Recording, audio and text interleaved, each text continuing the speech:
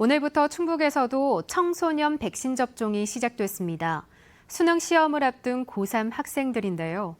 일부 학생들은 방학인데도 백신을 맞기 위해 학교 소재지 백신 접종 센터까지 장거리 이동하는 불편을 겪어야 했습니다.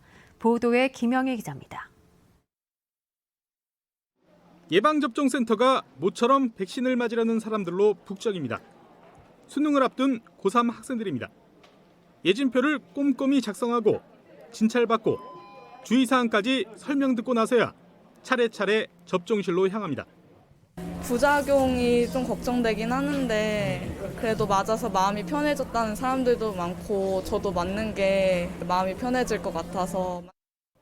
접종 후에는 15분에서 30분간 대기실에 머무르며 이상 반응이 있는지 관찰합니다. 막상 접종하고 나니까 생각보다 별거 없다? 되게 아플 줄 알았는데 아프지도 않고 백신이라고 해서 조금 겁을 먹고 왔던 적이 있었는데 괜히 겁먹었다 하는.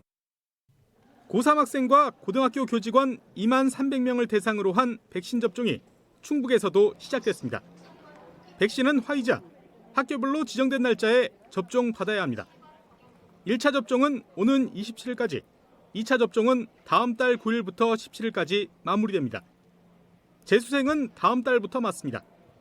10대 청소년을 상대로 한 백신 접종은 이번이 처음인 만큼 교육당국도 학교별로 담당자를 지정하고 백신 접종 지원단을 운영하는 등 비상대비 체제에 들어갔습니다.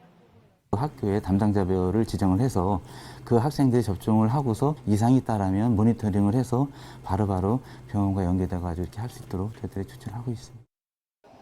하지만 학교별 단체 접종이다 보니 방학 기간 집에 돌아와 있던 일부 고3 학생들은 학교 소재지 접종센터까지 장거리 접종을 해야 하는 불편을 겪었습니다.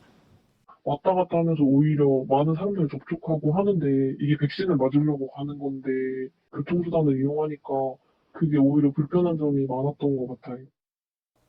또 단체 접종은 고등학교로만 제한되면서 유치원과 초등학교, 중학교 일부 교사들은 2학기 개학이 이뤄진 뒤까지도 백신을 맞아야 해 수업 공백도 우려됩니다. 개학을 한 다음에 아무래도 이제 수업에 대한 공백이 생길 수밖에 없죠. 선생님들이 이제 접종을 해야 되고 이거에 대한 준비가 미처 되어 있지 않다면 학사 일정이 좀 어려움이 있을 거라고. 고3을 제외한 다른 학생들의 백신 접종 계획은 아직 나오지 않고 있어 2학기 전면 등교 수업을 앞두고 방역 공백을 우려하는 목소리도 커지고 있습니다. MBC 뉴스 김영일입니다.